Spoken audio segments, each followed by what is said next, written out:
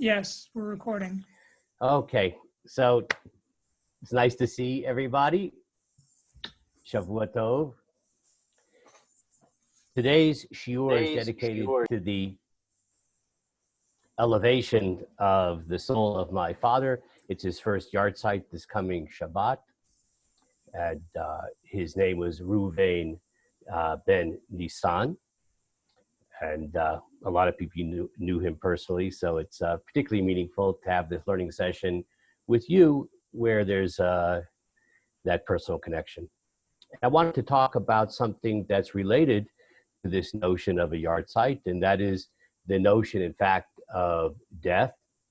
And it sounds like a very morbid topic, and I suppose to a certain extent, by definition, it is morbid. It deals with death. But I hope that by the end of our session, that in fact, exploring the Jewish approach towards death, in fact, can be a very inspiring analysis and can inform us how to live our life in a more meaningful and energetic and embracive way if we come to grips with what death is from a Jewish perspective.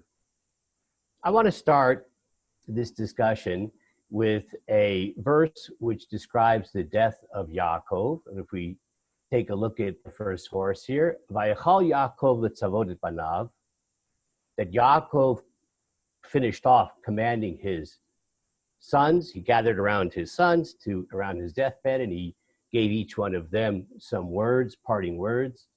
Vayesov raglav elamita, he gathered in his legs to the bed. Vayigva, and he expired. That's the translation here. Vayesef elamav, and he was gathered to his people. Now Rashi here makes a pretty outrageous statement on the passage that says Vayigva v'yesef, that he expired and he was gathered to his people. Rashi says umita lo ne'emrabo. It doesn't use the word death. Vamru apotenu, and our sages explain, and he's referring to the sages of the Talmud. In a few minutes, we're going to take a look at that passage in the Talmud. Our sages explained, Yaakov Avinu lo mate. The reason that it doesn't use the word death, the Hebrew word mate, but rather it uses the word vayigva, and we'll analyze this more carefully in just a moment. The reason it doesn't use the word mate is because, in fact, he really didn't die. So this is the beginning of our discussion. What could that possibly mean that Yaakov didn't really die? But first, I want to deal with a couple of technical points. And that is, what is it about the particular formulation here which leads Rashi in the footsteps of the Talmudic sages to say he didn't die? Is it the mere fact that it uses an unusual, perhaps, verb or a different verb than dying? It says expiring in Hebrew, vayigva, instead of vayamot, that he died. So one of the collections of commentaries coming from medieval times, after the time of Rashi, comments that we have to understand more precisely the technical source of this particular observation, that it doesn't use the word death. And Tosfot says the following: Yaakov Avinu lo met, Yaakov Avinu didn't die. V'chein mashma dichtiv vayigva v'lo ktiv vayamot. And so it's apparent that this is the meaning, that he didn't die, because it's written vayigva v'lo ktiv vayamot. And it doesn't say, in addition to that, he died. Let me explain. What we're going to do is a little exploration of how the deaths of Abraham and Yitzchak are described in contrast to the death of Yaakov. When it comes to describing the death of Abraham, the Torah says, Vayigva, he expired, Vayamot Abraham, and Abraham died. He expired and he died. It uses those two verbs. He expired and he died. In Hebrew, Vayigva, Vayamot. He expired and died. Also, Yitzchak. When the Torah describes the death of Yitzchak, the Torah says, Vayigva Yitzchak, Vayamot, that Yitzchak expires and he died. In contrast, when the Torah describes the death of Jacob, of Yaakov, it only uses the word vayigva, he expired, and doesn't add the second verb vayamot, and he died. That is the basis of the Talmudic observation, which Rashi quotes. It's not so much that it doesn't say he died, it's that it doesn't say he died in addition to the verb vayigva, he expired. That's the distinction. So based upon the fact that it says only he expired and not he expired and died, the Talmud comes to the conclusion that Yaakov really didn't die. Now we're going to explore this more as we go on. What could that possibly mean, that he really didn't die? But I first want to do something we should always do if we're going to study Rashi seriously, right? Rashi points out Yaakov didn't really die based upon a Talmudic source because it says only he expired. It doesn't say he expired and died. Rashi, many, many times, even the majority, I would say, of comments in Rashi, you may have heard me say this before, are in fact based upon Talmudic sources. He didn't make them up. So what I want to do, and this is what one should always do if one has time to take Rashi seriously, is to take a look at Rashi's source. But first, going to make the l'chaim. L'chaim, everybody. Vodka. Gets me in the right mood. Okay. So we're going to study a... Yeah, go ahead. Why would we need two verbs to describe death? Yeah. So that's a very good question. I hope that question will be answered as we go further. So hang on to that excellent question. Okay. So now let's take a look at the Talmudic source for this particular passage. And I'm warning you, you have to put in your seatbelts for this passage here. Rav Nachman, we'll do this in English. And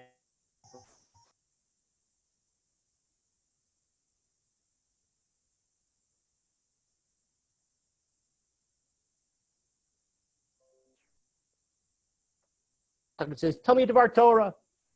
Tell me a word of Torah. Teach me something. So Rav Yitzchak answered, quoting a different rabbi, Rabbi Yochanan. I'll tell you a word of Torah. I'll teach you a halacha. One should not converse at meals.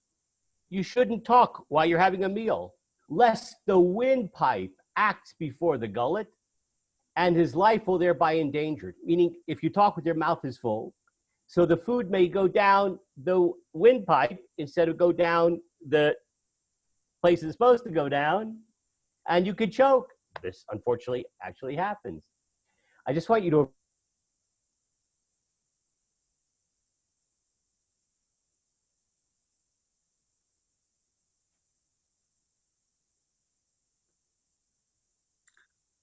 You're stalling.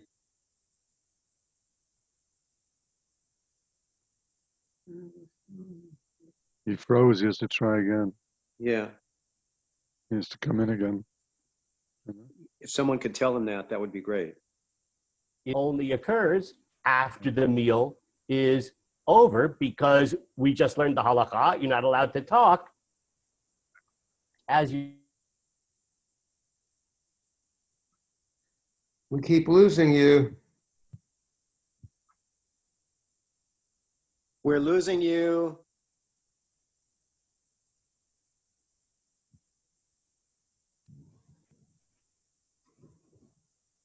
Can you call him up?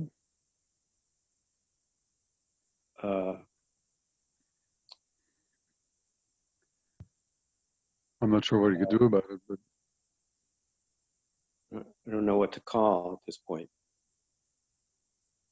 you want me to give you his number? Well, it's not a local number, so. He's not calling. He's calling from his house. I just sent him a chat over this. I don't know if I'll get it. Oh, chat.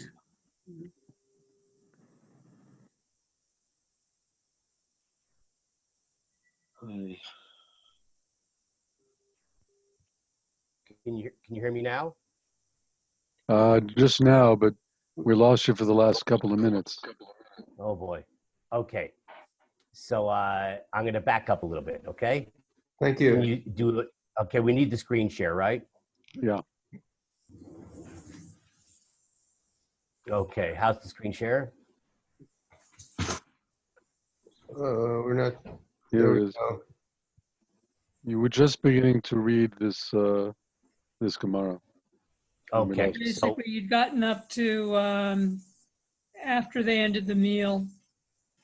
oh, okay, right. So just briefly, Rav Nachman and Rav Yitzchak were having a meal together, and Rav Nachman said to Rav Yitzchak, "Maybe you could tell us the Devar Torah."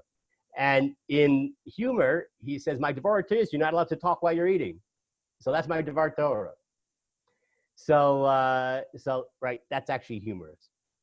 So after the meal was over, We saw you So- drink while talking. Does that count? right?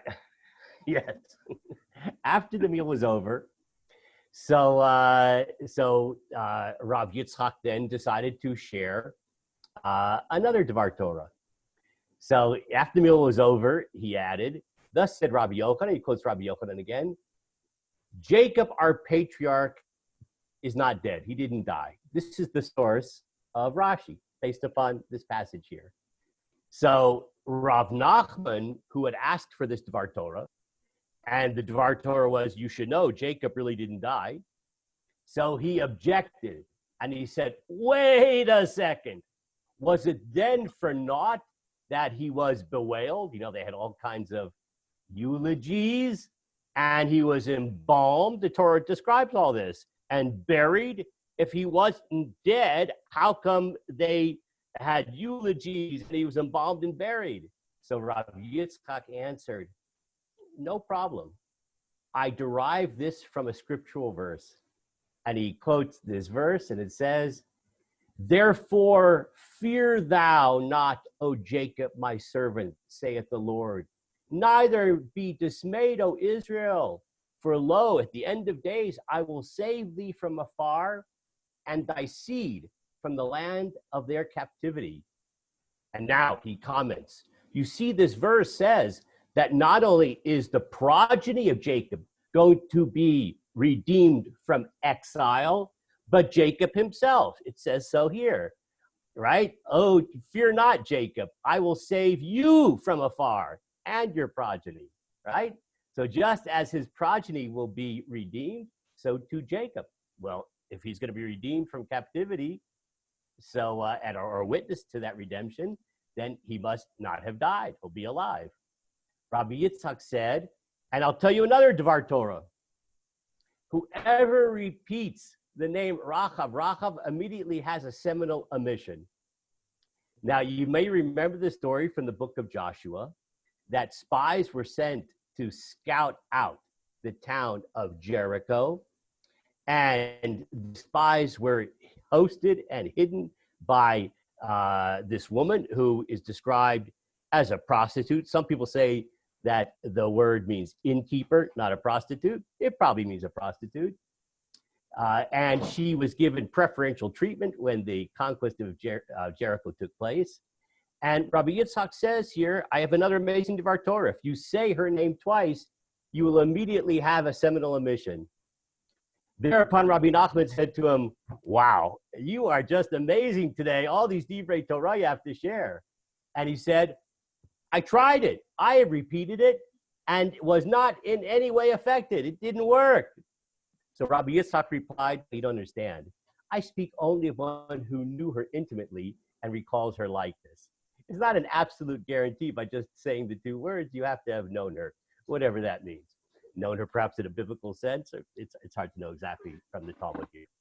Okay, now, what I want to do now is try to frame this passage in the Talmud with a really fascinating comment of a commentator who died in the 1941, I believe, Rabbi Baruch Halevi Epstein. He wrote a book called Torah Tmima, which is an anthology of Talmudic passages dealing with verses in the Torah, and then his explanation of those particular passages. And the author here, I didn't translate this in English, it was too long, so I'm just going to paraphrase to you what he says. And he says something really very fascinating. He points out that there's something peculiar about the Hebrew word, which describes the prohibition which Rav Yitzchak shared, that you're not allowed to talk at meals. One should not converse at meals. So the Hebrew for that is ein misichin. Misichin. You may know the Hebrew word sicha. Sicha is a conversation. Ein misichin. So the Torah Tamima points out that from a strictly grammatical point of view, ein misichin doesn't mean that one shouldn't converse. The word misichin is in a grammatical construction which is causative. It actually means to cause somebody else to talk. It doesn't mean to talk oneself. That would be sach. Lasuach. Lahasiach, misichin, like the form here, means to cause somebody else to talk. So really what it means literally is that one should not cause somebody else to talk during a meal, lest the food go down the windpipe and a person choke. Now, why is this significant? I hope you noticed, as the Torah Tamim points out, that the two divrei Torah that Rav Yitzchak shares are rather strange. I would even say shocking. That's what the Torah Tamim points out. The first one is, you should know Yaakov didn't die. And when Rav Yitzchak shares this information that Yaakov never died, Rav Nachman, who he's conversing with, immediately blurts out, this is ridiculous, it's impossible. The Torah describes that he was eulogized, and he was embalmed, and he was buried. How can you say he didn't die? And then the second point, he says, that anybody who says Rachav, Rachav immediately has a seminal emission, and Rav Nachman blurts out, that's ridiculous. Here, I just tried it, nothing happened. So the Torah Tamima explains and puts into context what this is about, based upon the grammatical observation that it actually doesn't say one shouldn't converse during meals, but it means that one shouldn't cause somebody else to talk during the meals. How so? So he says the following. We all know that talking during meal is not such a problem. Why? Because if you want to say something, swallow first and then say something, and you won't choke, right? We talk all the time. We socialize over meals. You're chewing, and your mother always said, don't talk with your mouth full, right? So you swallow, and then you converse. So that's not the problem. The problem is not talking during a meal. The problem is saying something that's going to provoke somebody else to talk who may still have the food in their mouth, and then they could accidentally choke. So he gives examples, Rav Yitzchak gives examples of how you could say something so outrageous that is going to cause the person hearing it to involuntarily respond in astonishment. And the two examples are, Jacob never died. And indeed, Rav Nachman blurts out, that's impossible. How he was embalmed and buried, etc. How can you say he never died?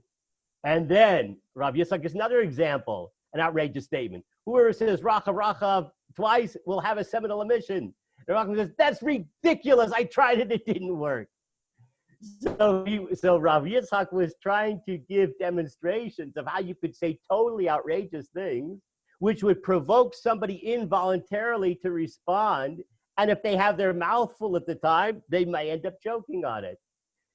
So the point is, based on this very clever analysis of this Talmudic passage, it frames these two particular statements, that Jacob never died, and if you say Rachav, Rachav, right, that you'll have a seminal emission, it frames those as being statements that are outrageous.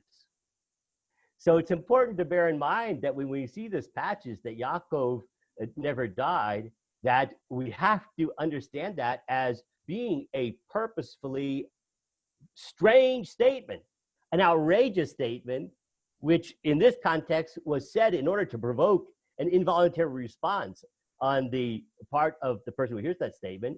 From our perspective, we have to take that statement at face value perhaps, and we have to wrestle with it because it's in a context in which it was purposefully uttered as something which is outrageous.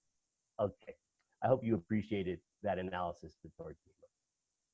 Now, how could we possibly understand that statement in a way which is palatable, that Jacob never died? What could that possibly mean on a more rational level? So let's take a look at an example. It's probably the interpretation that you would give of that particular passage. It's based upon one of the great medieval commentators, the Abarbanel. The Abarbanel comments, the nation itself is not called by the name of Abraham, nor of Yitzhak, not of Moshe, right? We're not called the children of Abraham, the children of Yitzhak, the children of Moshe. That's not what we're called. What are we called? The nation is called by the name of Yaakov and Yisrael. We are Bnei Yaakov, Bnei Yisrael. Israel. That's who we are. We're named after the third son, right? Yisrael, same person. In this respect, the perfect one, in saying that Yaakov did not die, is saying that Yaakov did not die, for he has not died, referring to the whole nation, right? It doesn't mean that the biblical personality of Jacob didn't die. It means the nation of Israel, Am Yisrael Chai, that as long as the Jewish people exist, and we will exist forever, God promises us, until the end of time, until we complete our mission of bringing light to the world. As long as we exist, Jacob exists, because that's our name. We are Israel, Jacob. Fear thou not, O Jacob, my servant, saith the Lord. Neither be dismayed, O Israel, for lo, I will save thee from afar and thy seed from the land of their captivity. That's the verse that was quoted to show that Jacob is still alive. Indicates not that Jacob, the individual person, is alive, but that he has promised that the name Jacob and the name Israel will live forever in the Jewish people, Israel. Okay, now that's a beautiful, rational way of understanding that passage. It's a kind of a comment, perhaps, that a rabbi would make from the pulpit. It's a very inspiring statement. And great, we could stop there, except I wouldn't have a shiur. So we're not going to stop there. I want to show you something. I want to look at how Rashi comments on that passage in the Talmud, right? A verse was quoted saying that God is going to redeem Jacob and his progeny. So if his progeny is redeemed in the future, along with Jacob, it must be that Jacob didn't really die. Look how Rashi interprets it. So he too will be alive. Jacob will be alive too. God will bring him to the exile. Jacob will be alive. And God is going to bring him to Sacramento in order to redeem his offspring. Jacob's offspring will be redeemed in his presence, in Jacob's presence. God is going to give Jacob the merit of seeing his children redeemed from the sweet exile of Sacramento. So clearly, even though the Abarbanel interprets that passage metaphorically, that when it says Jacob never died, it's referring to the nation of Israel will never die. Rashi clearly takes it literally, that God is going to bring the living Jacob to Sacramento to witness the ingathering of the exiles as they board the plane, which will land in Sacramento, the El Al flights, bringing everybody from Knesset Israel Torah Center to Alon Shvut in Israel, and you'll all be my neighbors. So explains Rashi. Now what I want to do, since we see that apparently there are medieval commentators that take this phrase that Jacob never died literally. So what I want to do is try to understand what that could possibly mean.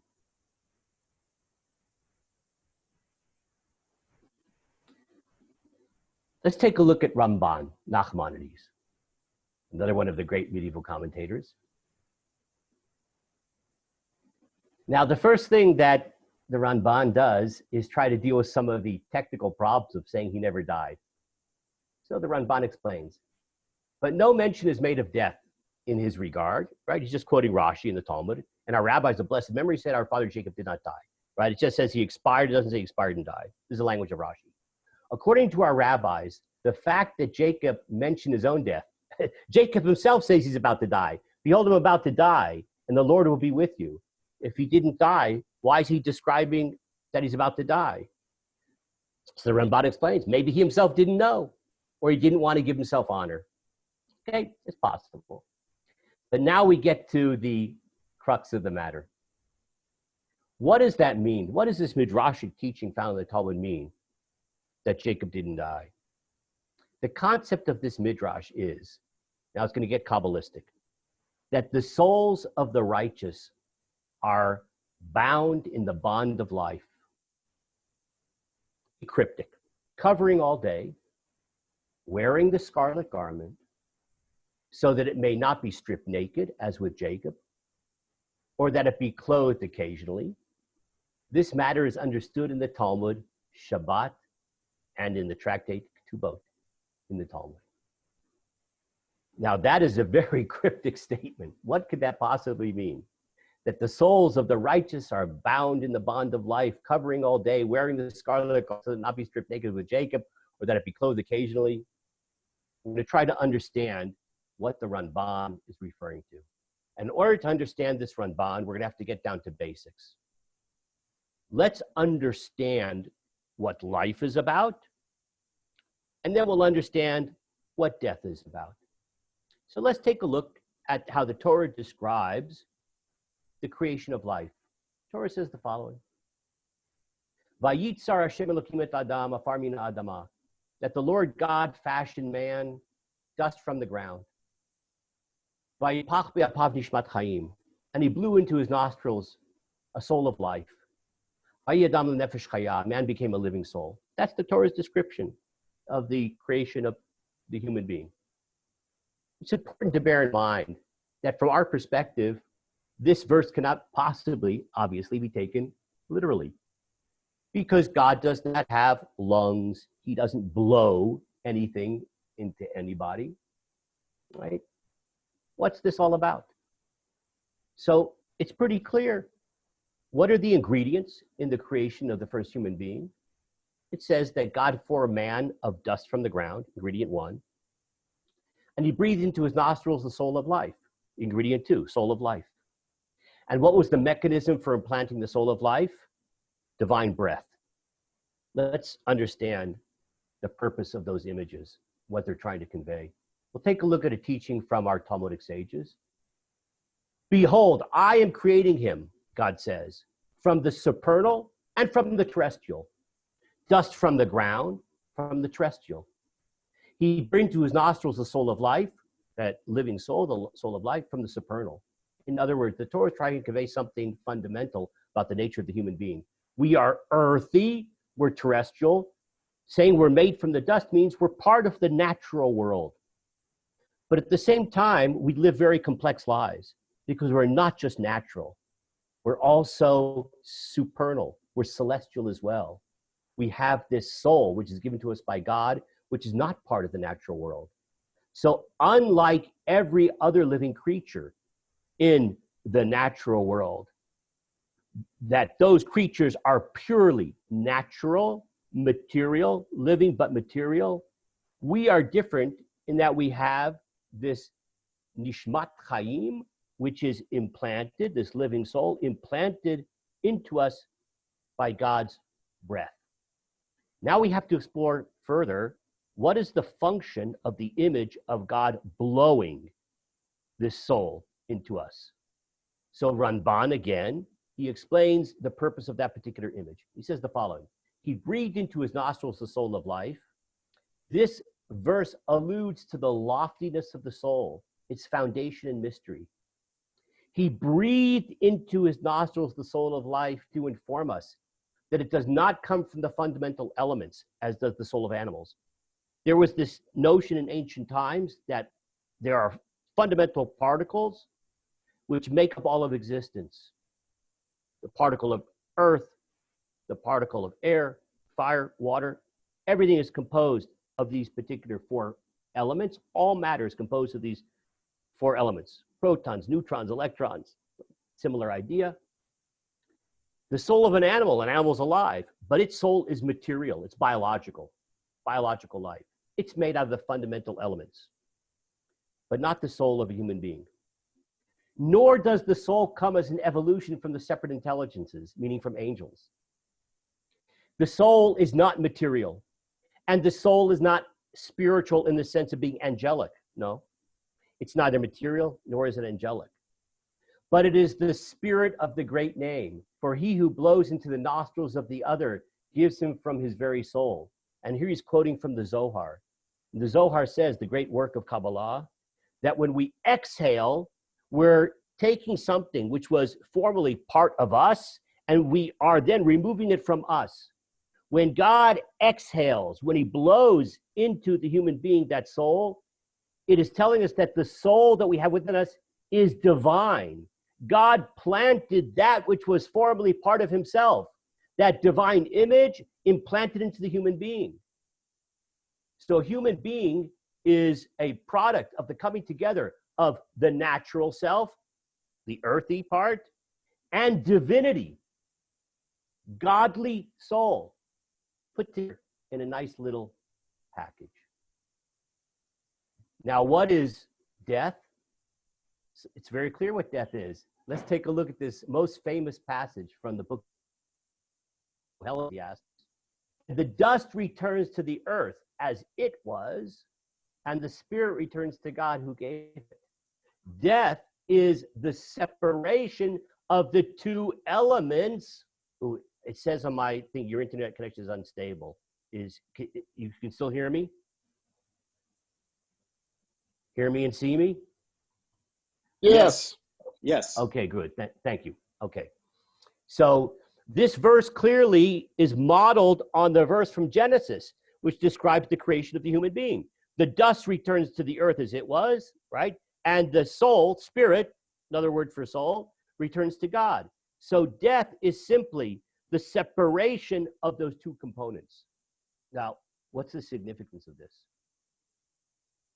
I think if I were to ask everybody, why is death such a taboo? Why is it that we have a hard time thinking about death, especially our own? And there's all kinds of reasons. Unfinished business. We don't want to die before doing what we would like to have done down here. Missing people that we love here. The fear of pain involved in dying, etc. But I think the most primal source of that fear is the fact that as biological beings, our most primal commitment is to be, to exist, to exist. And if death in our minds is the cessation of being, then death runs in the face of our most primal commitment, biological entities. We want to exist. We want to be.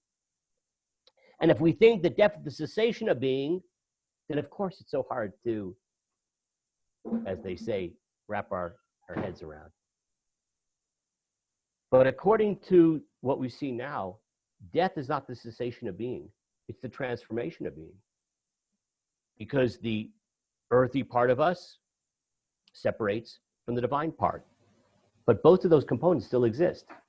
We know that the earthy part still exists. It may not be in the same form, but matter is not created or destroyed by ordinary means. It goes on to exist in a different form.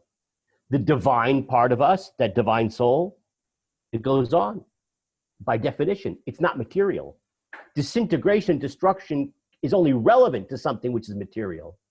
That divine soul, God blew himself into us. That definition cannot come to an end. And we believe that the primary embodiment of who we are is invested within that soul. And that soul goes on in a transformed state. And I want to share with you a source. It's a very famous analogy. I also didn't translate this source because it's too long. I'll just tell you what he says. This is written by an author. He lived first in Europe, and then he lived in Israel long ago in the 20th century. And he wrote a very famous and classic work on death and dying called Gesher HaChaim, The Bridge of Life. His name was Rabbi Yechiel Michal Tukachinsky. And most of the book is about the customs and laws of mourning, burial, all the things associated with death, sitting Shiva, the year of mourning, etc. But at the end, he has a philosophical analysis of the notion of death. And he gives a very powerful analogy. Why is it that we do have this very persistent, nagging voice within us that regards death as a cessation of being? And that provokes a tremendous primal fear, almost taboo, about thinking about death on our own especially. He says the following. Imagine, by way of analogy, you have a woman, she's pregnant with two twins, set of twins. One of them is very skeptical. One of them is more poetic. And the poetic child speaks to his brother inside the womb. You have to use your imagination for this. And he says, bro, I had this amazing mystical experience the other day. I had like an inspiration. That inspiration was that after 9 months, everything's going to change. There's going to be big rumbling. So big rumbling is going to happen. And we're going to emerge into a completely different world. And it's going to be a world in which we're actually going to eat through our mouths instead of this cord over here. And we're going to breathe air into our lungs. And we're going to walk on this green, verdant, beautiful thing called earth. And there are going to be these creatures called birds that are going to fly. And his cynical brother says to him, bro, you're on drugs. Like, I don't know what you're talking about. Look around. This is the world. This is the existence that we have. That's all there is. When this is done, we're done. We're dead. That's it. And they had this discussion day after day, arguing back and forth. And then after 9 months, a big surprise happens. There's a big rumbling. And the naive brother, the poetic brother, he emerges into the world. Except the brother that's still in the womb, he thinks his brother has just died.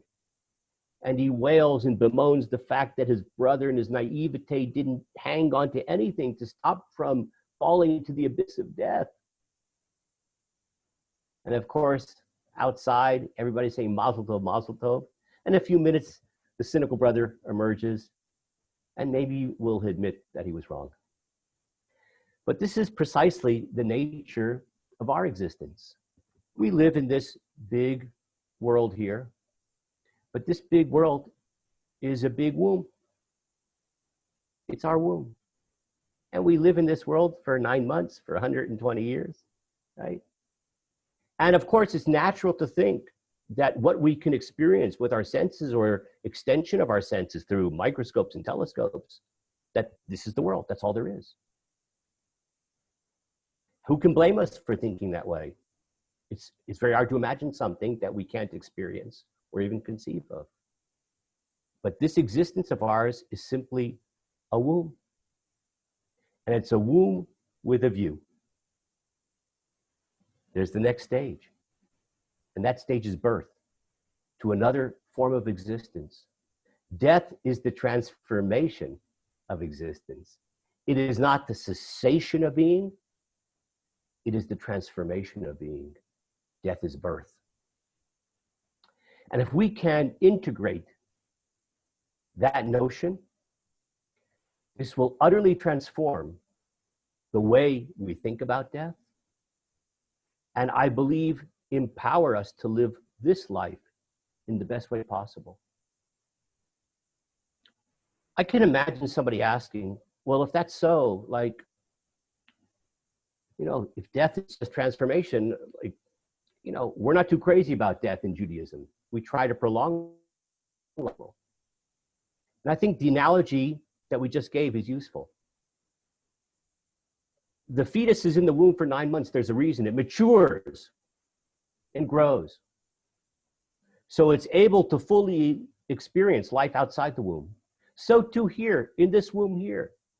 Our function of being here is to fully grow, each one at his own pace, in his own time, his own considerations, to be able to fully take advantage of that next step, whatever it may be, that birth, which some people call death. I want to spend a few more minutes trying to understand, based upon Kabbalistic teachings, this notion of death. We're going to take a look at a bunch of passages from the Zohar, together with some passages from the Talmud. We're going to see a pattern. Don't ask me any questions about these sources. I don't understand them. But I understand them enough to see a certain pattern, and I think you'll see that too. The first passage in the Zohar is describing a period which precedes biological death. This is the holy soul that is held back from the person 30 days before he exits the world. The Zohar claims that the soul is held back, meaning there's a certain separation, right? Death is separation of body and soul. That the soul is held back from the body 30 days before they die. There's some partial separation. The fact that some people have a premonition of their own death, according to the Zohar, something really is happening 30 days before death. Perhaps some people are spiritually in tune and they can on some level sense that something is happening. There's a partial separation of body and soul. When the time arrives for a person to exit the world, getting closer to biological death, the divine image of the person passes from him. There's more separation. A person does not die till he sees the Shekhinah, the divine presence. And from the yearning of his, and from the abundance of his yearning for the Shekhinah, his soul goes out to greet the Shekhinah. That there's more separation, and that separation is like almost like a magnetic pull. The soul is pulled towards the divine presence. I'm sure you've heard this idea. People have had near-death experiences where they describe an out-of-body experience sometimes, which perhaps could be explained by the Zohar saying the body and soul are already separating before biological death. In addition, people seeing a bright light beckoning.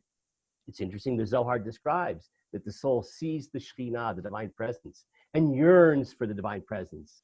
And it's sort of almost like this magnetic force drawing out the soul. Now we're going to look at a passage from the Talmud, Talmud Yerushalmi in this particular case. All 30 days, the soul hovers over the body. This is after biological death and thinks it will return. So 30 days after biological death, the relationship between body and soul is not severed completely. The soul hovers over the body and thinks it will return. Once it sees the facial appearance has been transformed, it leaves and goes. Another passage, all 7 days, the soul goes, we're sort of put in reverse order, should have had this one first. All 7 days after biological death, the soul goes from the home to the grave, and from the grave to the home and mourns over the body. The soul is sitting Shiva in the Shiva home. It's going back and forth from the grave to the home, and the soul is mourning the loss of the body. All 30 days, the soul is found below in the earth, for it has not ascended to its place. Afterwards, the soul ascends, and the body decomposes in the earth. And then finally, after 12 months, the relationship is severed. The Talmud says, all 12 months, his body exists, and his soul ascends and descends. After 12 months, the body is nullified, and the soul ascends and does not descend again. By the way, I just noticed a mistake. That source that said 30 days, not the previous one, but above that, should have been 3 days, not 30. So what's fascinating about this is that these mystical sources, including the Talmud, perceive that the separation of body and soul, which is what death is in fact not an event. Death is not an event, a moment. A physician calculates the time of death, but from a spiritual point of view, it's the process, a process of separation of body and soul. And that process has stages, 30 days before biological death, 3 days after biological death, 7 days after biological death, 30 days after biological death, a year. And those units may sound familiar to you because they actually correspond to certain Jewish traditions as to the stages of mourning. Sitting Shiva, 7 days, Shloshim, the 30 days, year, the end of the mourning period, that those are all stages which the intensity of the mourning is decreased, and it's a function of the stages at which this body and the soul experience separation. Now, the Ramban said that the meaning of this Talmudic tradition that Jacob never died can be understood from a passage in the Talmud. It has to do, the Ramban says, with the soul wearing a scarlet garment. That the soul is not left naked, like in the case of Jacob. What was he talking about? And he said you could understand this from a passage in the Talmud.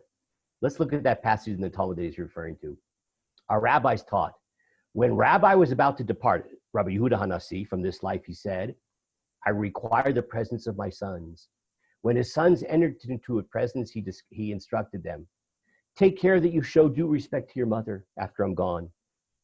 And the light should continue to burn in its usual place. The table should be laid in its usual place. And my bed shall be spread in its usual place.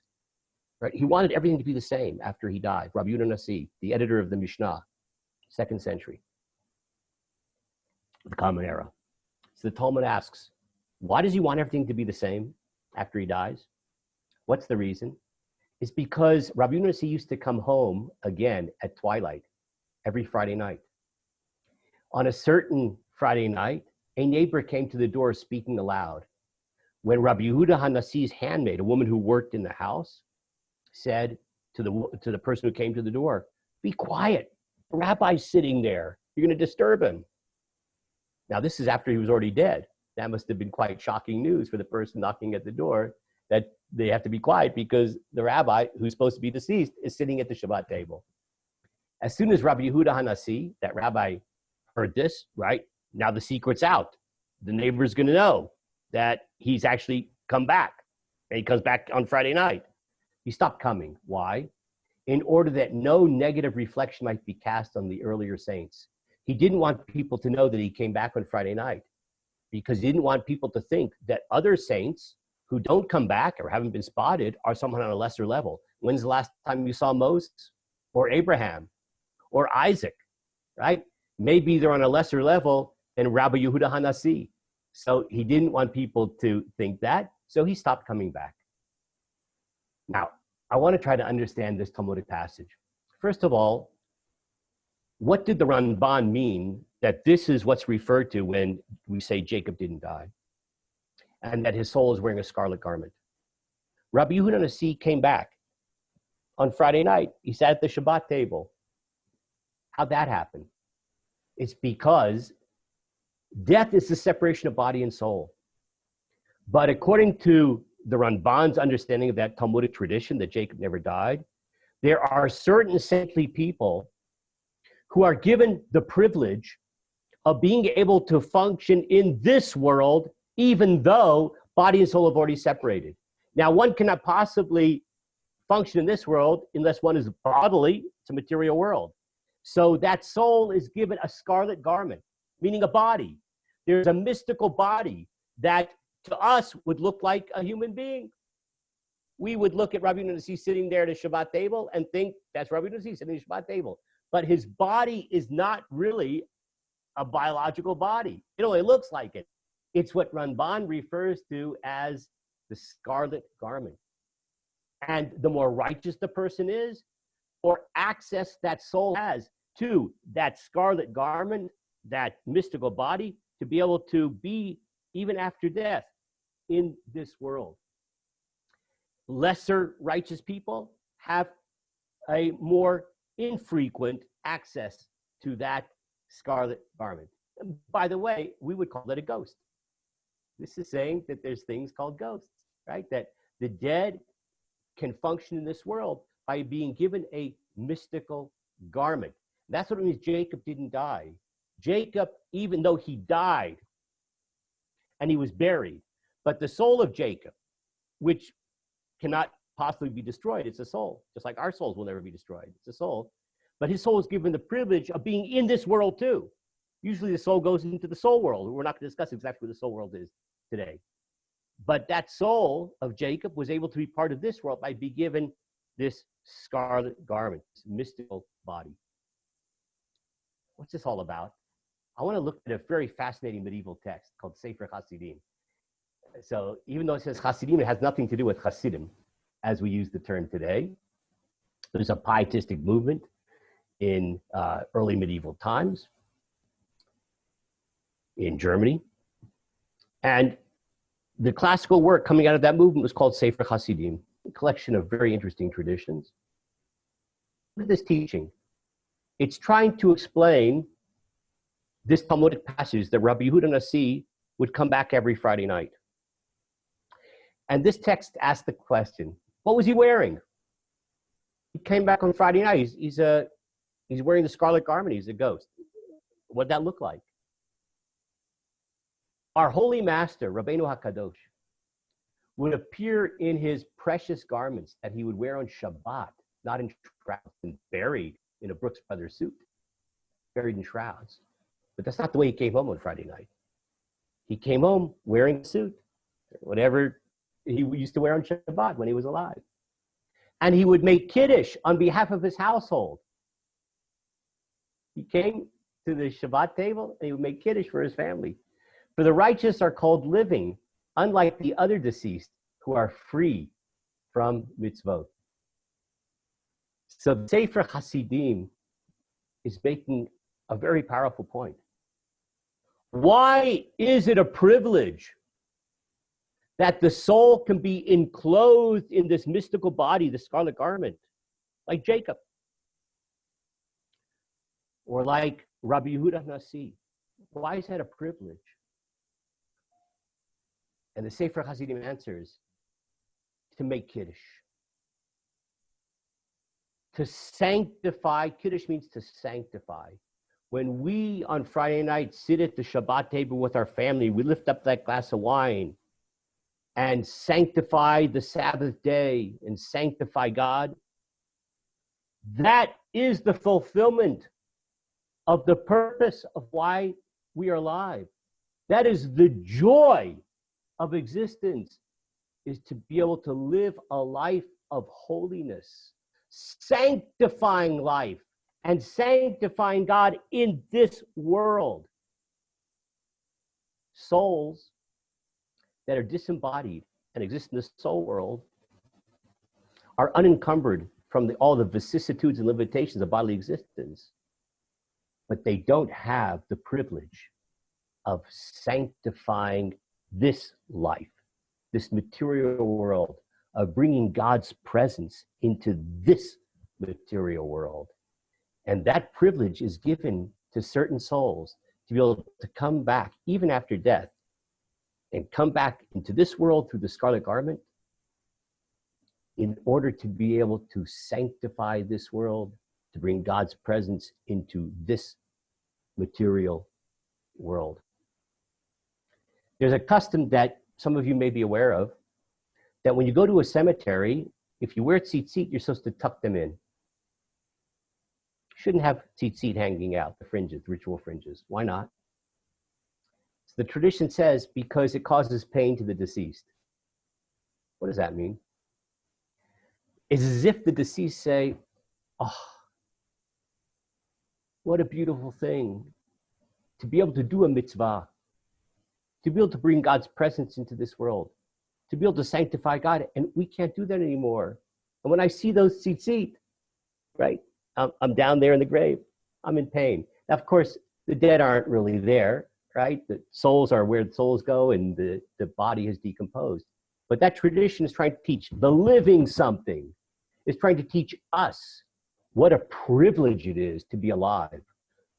What a privilege it is to have the opportunity to live a life of sanctity, to sanctify this material world, and to make for God a dwelling place in this material world.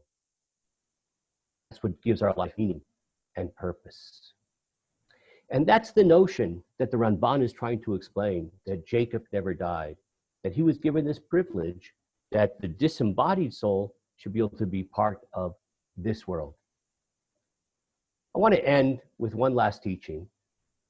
This is a beautiful teaching of Rabbi Kook, one of my favorite personalities in Jewish thought. He's trying to explain why it is that Kohanim, priests, they're not allowed to go to cemeteries, not allowed to have contact with the dead, except if it's an immediate relative. Why is that?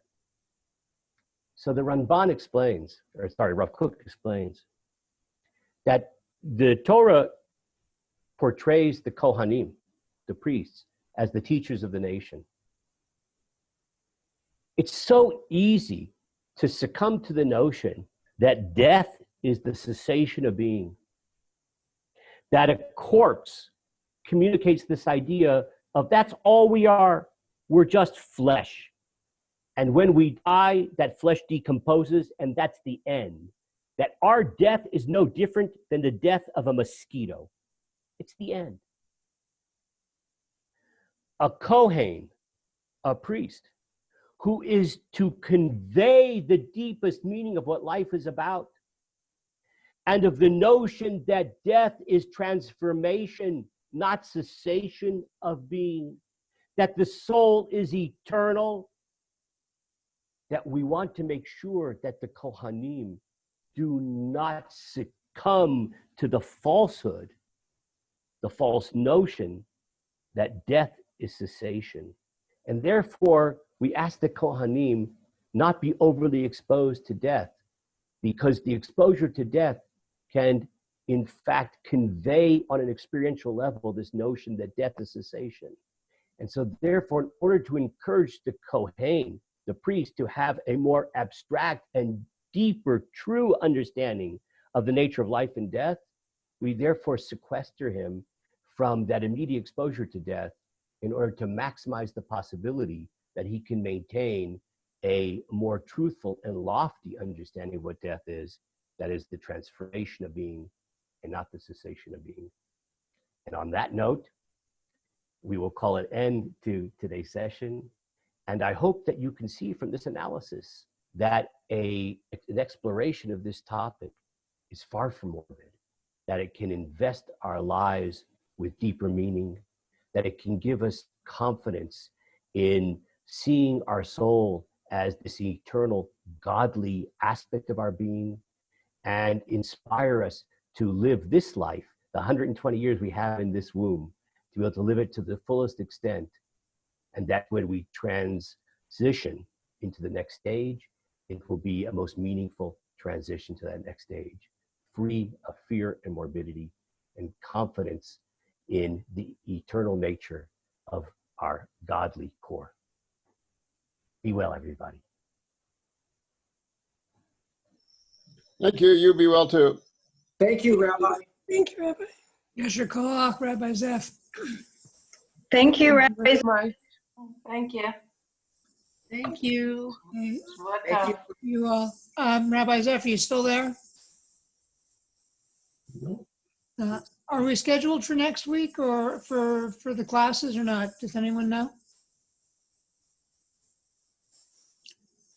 Unmute, Larry. I see you talking, but you're not unmuting.